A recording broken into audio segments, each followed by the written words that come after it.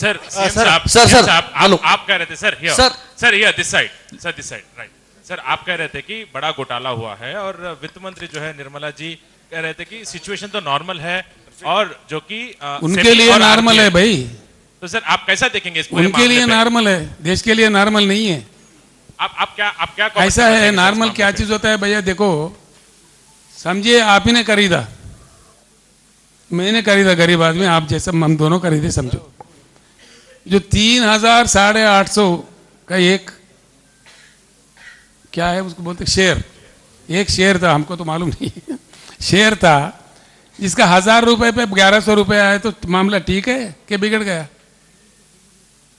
निर्मला सीतारामन तो बड़ा अकलमंद औरत है, वो जिसको चाहे जो चाहे बोल देती है। अब आप बोलिए मुझे, 4000 वाला 1000 पे आया तो अच्छा हुआ कि साफ है, मामला कुछ गड़बड़ है। सिंपल बात है, इसमें कोई रॉकेट साइंस है क्या? देश के वित्त मंत्री के लायक समा कुछ ही नहीं है, ये तो मामूली आदमी साहूकार बता देगा गांव का। सर आपका डिमांड क्या रहेगा इस पे? मतलब क्यों जॉइंट पार्लियामेंट्री कमेटी डालो, इंक्वायरी करो, क्यों मना कर रहे हैं सरकार उसमें? लिफ्ट इरिगेशन से तेलंगाना ने इतनी प्रगति की है, तो आप आरोपों का राजकारण न करते हुए महाराष्ट्र शासन और केंद्र शासन से लिफ्ट इरिगेशन के बारे में आप क्या बातचीत करने वाले हैं अगले कुछ दिनों में? मैं आपको एक बात कह दिया, आप कहां तक समझ पाए मुझे नहीं मालूम। मैं सीधे फिर एक बार कह रहा हूं भैया, हिंदुस्तान के जो 41 करोड़ एकड़ कृषि योग्य भूमि है, हर वो एकड़ में पानी बिल्कुल दिया जा सकता है, अगर हिंदुस्तान के राजनेताओं के पास दिमाग हो, बुद्धि हो, सहनता हो, समझने की क्षमता हो। अगर सारे नेता तैयार है, मैं लीड लेने के लिए तैयार हूं, आप भी मेरे साथ चलिए, बिल्कुल बुलाइए, पूरे लोगों को बुलाइए, बैठते हैं। बीआरएस के पास लिफ्ट इरिगेशन का कुछ प्लान है क्या? प्लीज बताइए सब। मेरे पास नहीं, मैं कोई शास्त्रज्ञ नहीं हूं, लेकिन उनके बुद्धिजीवी अलग है। जो सीडब्ल्यूसी के चेयरमैन है, जो राधाकांत भारती है, इंटरलिंकिंग ऑफ इंडियन रिवर्स बोल के किताबें में लिखे गए, कई सुझाव दिए हैं लोगों ने, किस प्रकार से मिलाया जा सकता, किस बेसिन को किधर जोड़ना चाहिए, ये सारी चीजें बता चुके हैं, है ऑलरेडी रिकॉर्ड्स है, लेकिन नेता लोग है ना जो करना नहीं चाहते। Hello sir, myself is Kanaya Kandelwar from NDTV News Channel. What is the purpose of your rally in Nanded? जी, आपका नांदेड़ में रैली करने का मकसद क्या है सर? आप ऐसा है भैया, रामायण पूरा सुन के राम का क्या सीता क्या लगता है बोले तो मैं क्या बोल रहा हूँ? आपको मेरा सर समझ में नहीं आया सर कि सारे जो पॉलिटिशियंस होते हैं इसी तरह की बातें करते हैं, आते हैं, अपना राजकारण करते हैं और फिर चले जाते हैं, सत्ता में आने के बाद सारे वायदे भूल जाते हैं।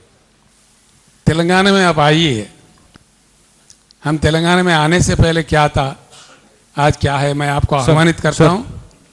You can please, you are most welcome to the state of Telangana. Sir, जो आपका अनुभव है, हमने उसको वहां गलत साबित किया है, जो हमने कहा है उससे बढ़कर के हमने काम कर दिया है। आप प्लीज वेलकम टू तेलंगाना।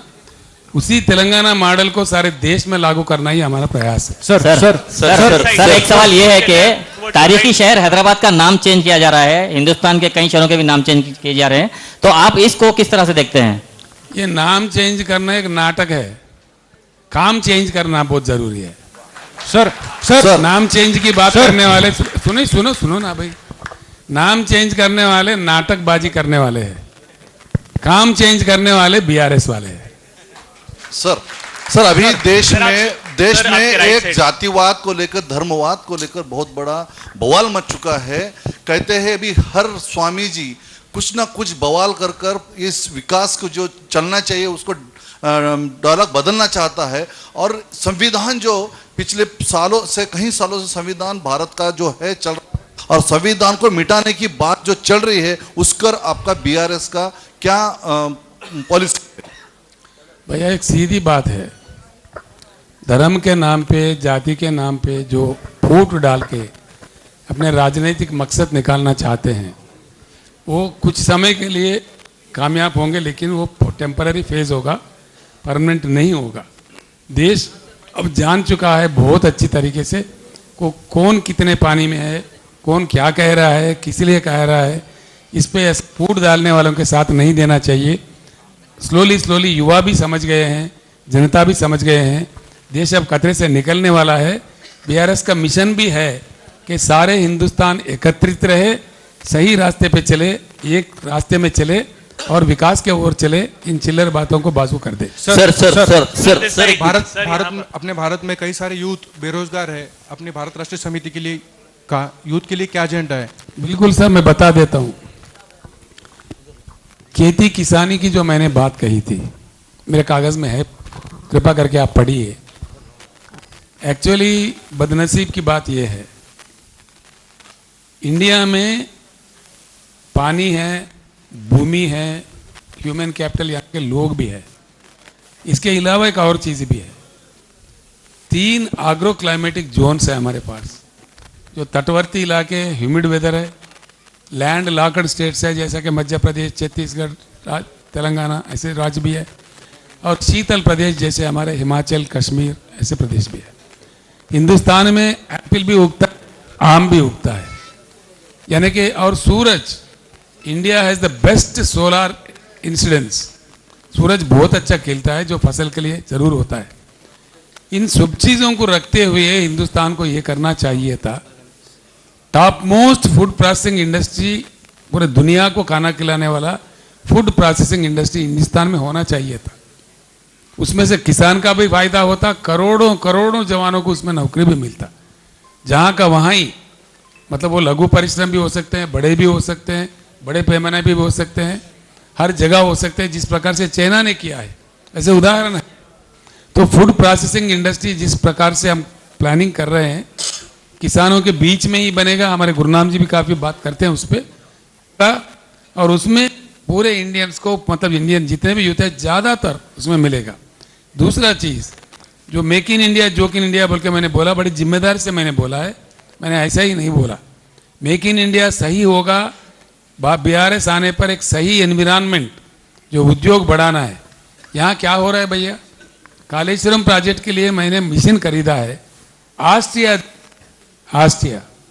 इतना सा देश है, लेकिन हमने इतना बड़ा लिफ्ट के लिए मिशन वहां से खरीदा।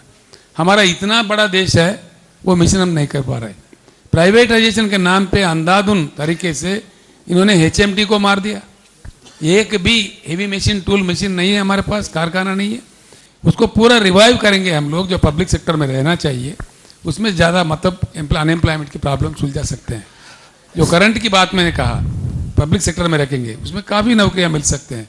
जितना विस्तार आप करोगे, पब्लिक सेक्टर जितना बढ़ाओगे, मतलब उसका थोड़ा तरीका, तौर तरीका चेंज करके कर सकते हैं, किया जा सकता है, कोई बड़ी बात नहीं है।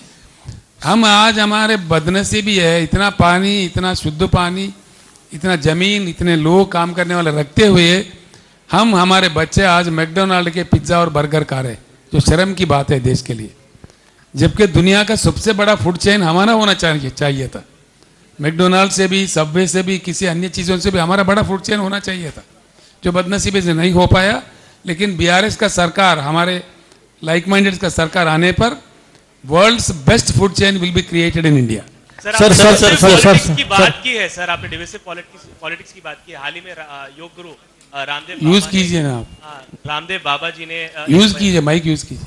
माइक से ही बात कर रहा हूँ सर, आवाज नहीं आ रहे, आवाज नहीं सर, मैं आवाज से बात कर रहा हूँ। सर, हाल ही में रामदेव बाबा जी ने, योग गुरु रामदेव बाबा जी ने एक बयान दिया है सर, उस पर आप क्या कहेंगे, आपकी राय क्या है? क्या बयान दिया?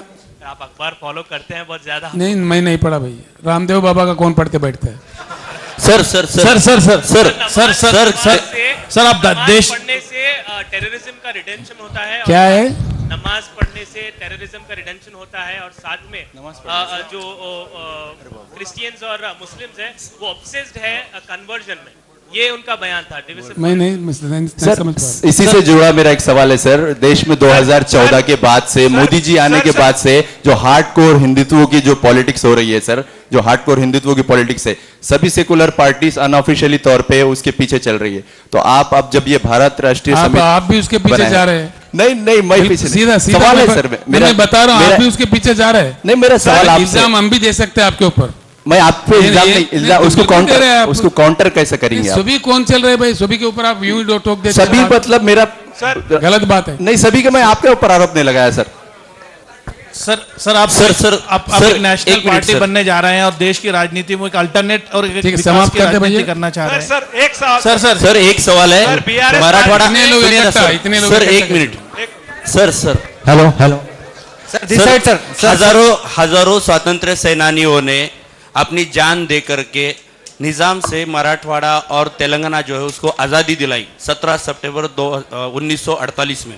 तो महाराष्ट्र सरकार उनके सम्मान में हर साल वो त्योहार मनाती है सरकार की तरफ से, वो तेलंगाना में क्यों नहीं होता है? क्यों नहीं मना रहे? बिल्कुल मना रहे, सरकार की तरफ से होता है क्या? मना रहे, बिल्कुल मना रहे। ऐसा आरोप अमित शाह ने पिछली बार के दौरान मना रहे भाई, आपको क्यों शक हो रहा है? सर बीआरएस पार्टी नांदेड़ जिले में आई है, ये पुराने लोगों को इसमें चांस देगी या नए तरुण लोगों को भी चांस देगी बीआरएस पार्टी? नहीं समझ में आया भैया। सर हेलो सर, महाराष्ट्र में क्या बीआरएस पार्टी अदर पार्टी से अलायंस करेगी? हेलो हेलो हेलो सर, आपका क्या राय है सर दिस साइड सर, इसके बारे में? हेलो आप क्या सर। सुझाव देंगे? सर बीआरएस पार्टी आने वाले दिनों में क्या एक अदर मिनट, पार्टी एक- से एक अलायंस मिनट। करेगी? एक मिनट भैया, ये बात है आज ही हमने शुरू हुआ है। अब ऐसा आप 100 साल वाले पार्टी को पूछने को क्वेश्चन मुझे पूछ रहे, बताएंगे ना आगे चल के, इतना जल्दीबाजी क्यों? हेलो सर, आने वाले दिनों में क्या बीआरएस पार्टी अदर पार्टी से मैंने अलायंस बता करेगी? दिया भैया, मैंने बता दिया। सर मोदी जी ने आपको अगर आपका काम देखकर अगर बोल दिया कि आइए आपको कृषि मंत्री बना दे, तो क्या आप निमंत्रण स्वीकार करते हैं क्या? क्या चीज? मोदी जी ने आपका यह काम देखकर अगर आपको आमंत्रण दे कि आप मोदी जी का प्रधानमंत्रित्व ही हम स्वीकार नहीं करेंगे।